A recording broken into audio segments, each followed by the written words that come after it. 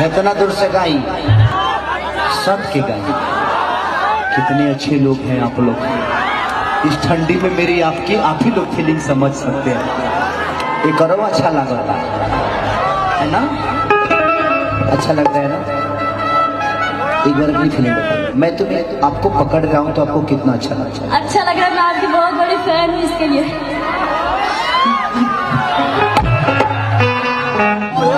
एक बार इनको प्रणाम करिए। नमस्कार। कितनी अच्छी आपकी प्रणाम है। काम अब है न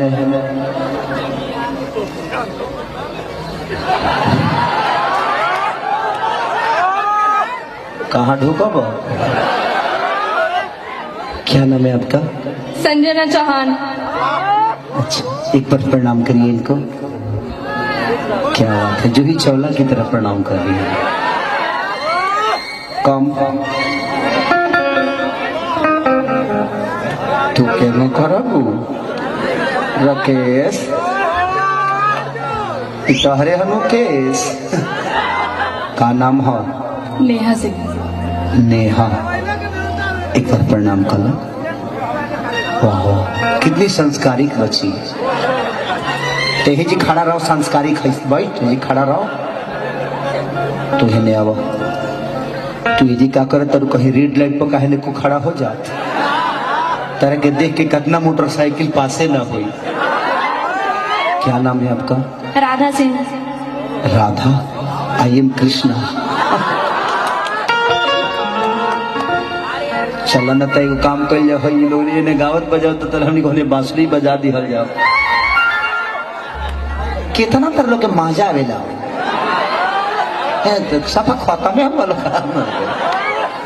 कहाँ से हैं आप राधा जी? इलाहाबाद से। इलाहाबाद। मन तो करता कि हमें गंगोत्री में एक डुबकी मार लिए वाला। तोरा ढेर मजा आवता, आवता मजा नहईबा ढेर। माइक का आवाज बढ़ाओ। इलाहाबाद भेजिए के झापड़ में इलाहाबाद चल जीबो। प्रयागराज। कम कम कम कम। थोड़ा सा मेरी इंग्लिश प्रॉब्लम है तो उसको बुरा मत मानिएगा आप लोग। एक्चुअली मैं सारी लड़कियों से बहुत प्यार करता हूँ।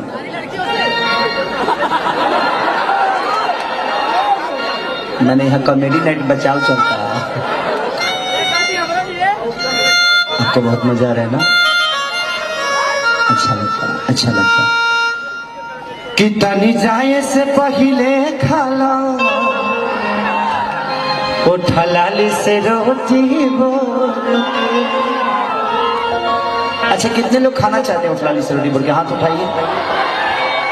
साफा दानवे हुआ लोग का घर में सब्जी ना बने ना, रोटी लेके आए बड़ा लो। हाँ तो उठलालवा से बोल हो।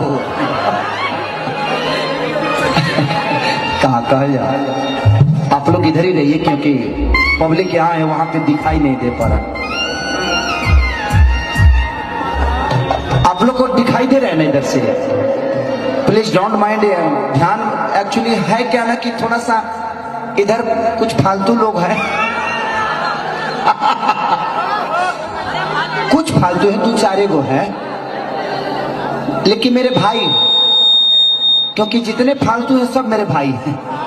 क्योंकि मैं भी फालतू ही हूं। कि चढ़ली जवानी जो जी भइल बा,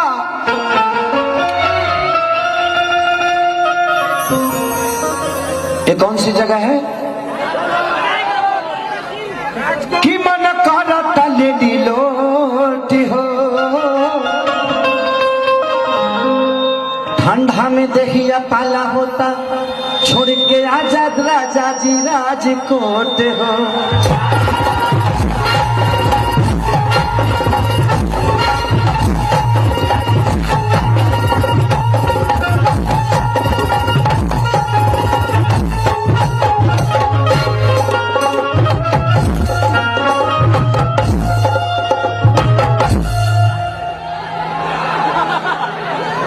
रात भर तहरीदा में लोग सुनी का चाहतरी ते चाहतरी हमर मुंह खुल जाओ। बेचैनी में बड़ा एक के लिया के दलो ना को केनियो मिलेला। इजले लिही ना तले दिही ना। तुम्हारा ड्रेस मेरा ड्रेस मिल रहा है ना, इसीलिए मुझे पता नहीं क्यों तुम्हारे तरफ खींच रहा है। बुरा नहीं मानना बेटा, मैं मजाक करता हूँ। मैं 2 बच्चों का बाप हूँ, 12 बीवियों का पति। घर में भी गई थी लेकिन आप सूट पे चले गए। पहले बता देते तो मैं तैयारी में होता। 2 बच्चों का बाप हूँ, 12 औरतों का पति हूँ। हेलो, कम हो गया, थोड़ा ज्यादा करिए ना। मैं इसमें सट रहा हूँ तो आपको क्यों प्रॉब्लम हो रही है? कोई दिक्कत है आपको? हेलो, थोड़ा बढ़ा दीजिए, बढ़ाइए। अभी तो बहुत अच्छा था। शादी हो गया आपका? हो गया है। ज्यादा दिन तक बीवी आपके साथ नहीं रहेगी। बताइए, एक मिक्सर नहीं संभाल पा रहे हैं तो बीवी को कैसे संभालिएगा? वो तो बहुत, उसमें 75 गो चैनल होता है। एगो चैनल धरिएगा तब एगो चैनल ब्लास्ट हो जाएगा। इसलिए थोड़ा सा ध्यान दीजिए आप, उनको बड़ा मजा आ रहा है। कि चढ़ली जवानी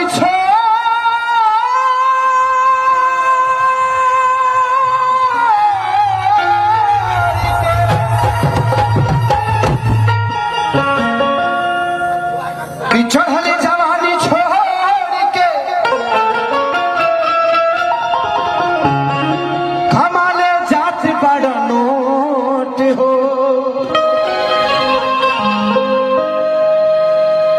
होता शरीर पालन रजब,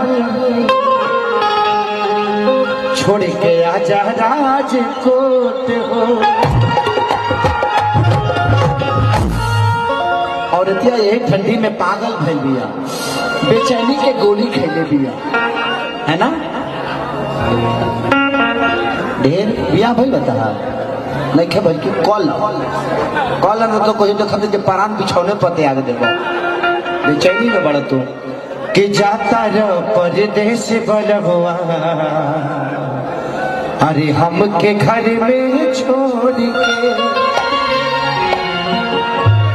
तने को बढ़ा दे बाबू। हे हे हे हे हे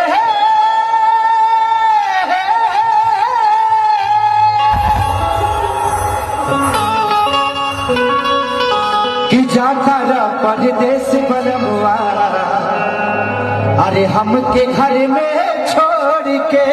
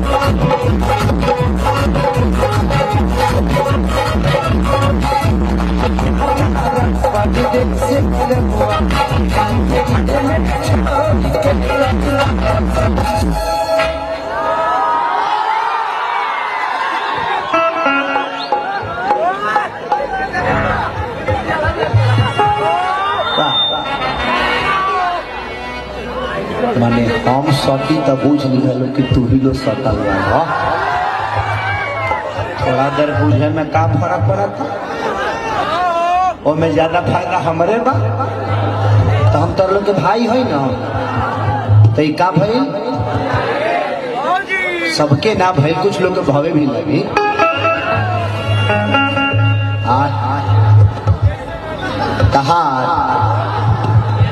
अब मैंने तू 50 बरस ले बियाह न करब तबे भौ जाइए लगी तहार कि तनी जाए से पहिले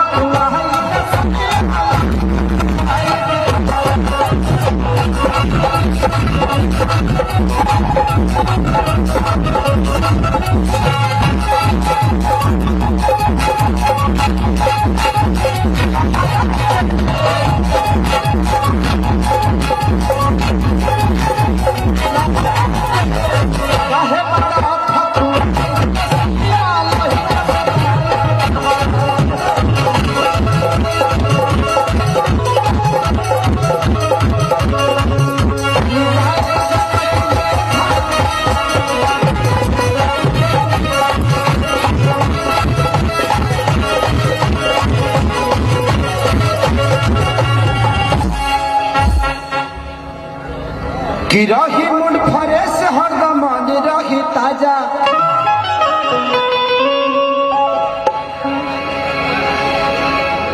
ना सटे